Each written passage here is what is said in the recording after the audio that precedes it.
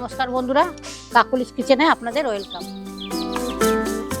আজকের বানাবো ছোলা কচুর ঘন্ট। ছোলা কচুর ডাঁটিটা হয় না, পাতা নিয়ে নিই, ইলিশ মাছের মাথা দিয়ে, আর ঘরে কিছু লোটে মাছ ছিল, সেই লোটে মাছ দিয়ে দেবো। ওর সাথেই ঘন্ট করবো, তো মাছের গন্ধ থাকলে ভালোই লাগবে। তাই রসুন থেতো করা, শুকনো লঙ্কা আর কাঁচা লঙ্কা কুচানো আছে। গ্যাসটা জ্বালিয়ে নিলাম।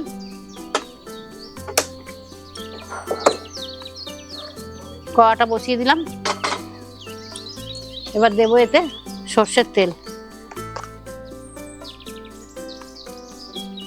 তেল দিয়ে দিয়েছি। জিরেটা গরম হওয়া অবধি থাকবে তেলটা। কচুটা একটু নুন হলুদ দিয়ে সেদ্ধ করে নিয়েছি, নিয়ে সামান্য চটকে নিয়েছি, হাত দিয়ে এরকম ঝুড়ো ঝুড়ো করে নিয়েছি।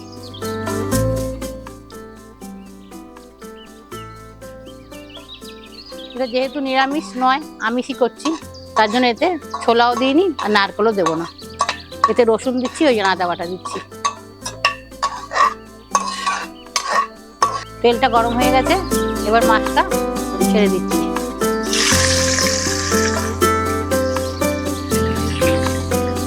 এবার বাকিগুলো ছেড়ে দিচ্ছি।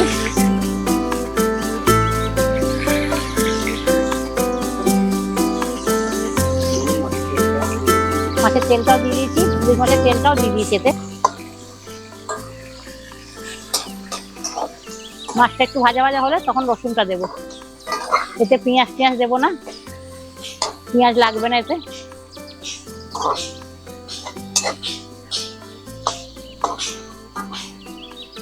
কচু শাক অনেক রকম ভাবে বানানো যায়। তো নিরামিষ বানিয়ে খায়, নারকেল দিয়ে, ছোলা দিয়ে। যেহেতু আমি আমিষ বানাচ্ছি, এই জন্য নারকেল ছোলাটা দিইনি। একদিন আপনাদের সঙ্গে নিরামিষটাও বানিয়ে দেখাবো। একটু তেলটা বেশি দেবেন, তেলটা দিলে কচুতে একটু তেল বেশি লাগে। যেহেতু লোটে মাছ দেওয়া আছে, একটু জলটার জন্য ছাড়ছে। এতে একটু তেল বেশি দিয়ে করবেন, যেহেতু কচু এগুলো একটু তেল বেশিই লাগে। ঘেটে গেছে, ইলিশ মাছের তেলটা দেওয়া ছিল, তেল ছাড়তে শুরু করে দিয়েছে। আপনারা কিভাবে কচু বানান আমাকে কমেন্ট করে জানাবেন। দেখেছেন, ইলিশ মাছের তেল ছাড়তে শুরু করে দিয়েছে। এবার লঙ্কাগুলো দেব। দেখেন, একটু ঝাল ঝাল মিষ্টি মিষ্টি হয়। এবার দেবো রসুনের কিমাটা।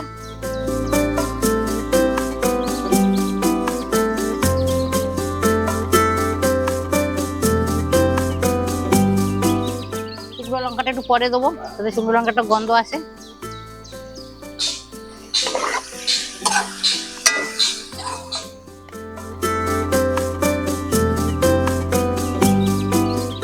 এবার লঙ্কাগুলো দেবো। এই লঙ্কাগুলো একটু ফাটিয়ে দিলে এর একটা গন্ধ আসে, খেতেও ভালো লাগে।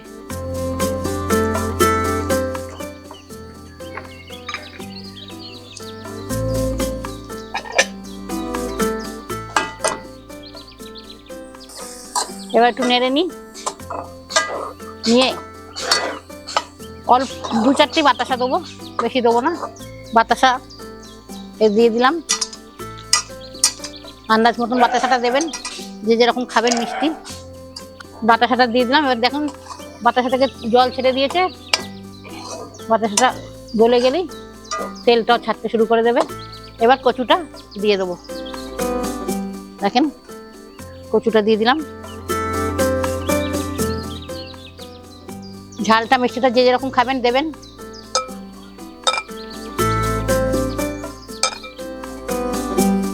কচুর তরকারি অনেকে একটু মিষ্টি মিষ্টি পছন্দ করেন।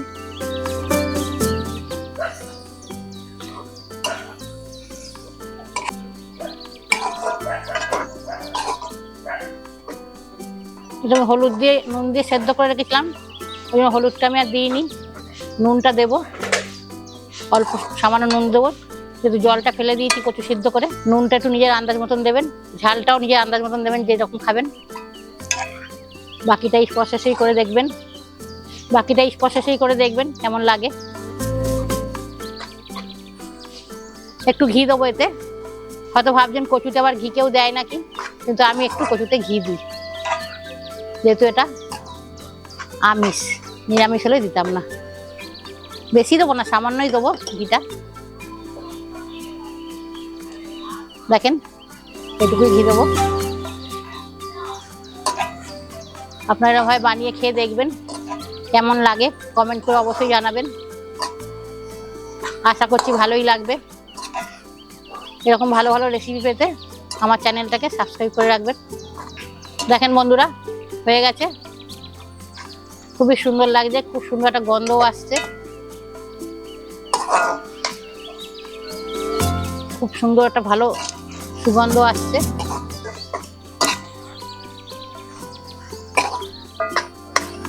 আশা করছি খেতেও খুব সুন্দর হবে।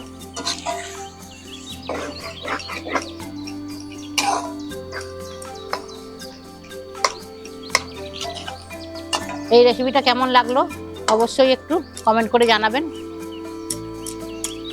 এরকম আরো ভালো ভালো রেসিপি পেতে আমার চ্যানেলটা সাবস্ক্রাইব করে রাখবেন। দেখেন কেমন সুন্দর দেখতে হয়েছে। আশা করছি আপনাদের সকলের ভালোই লাগবে। আমার এই ভিডিওটাকে অনেক অনেক শেয়ার করে অন্যকে দেখার সুযোগ করে দেবেন। গ্যাসটাকে বন্ধ করে দিলাম।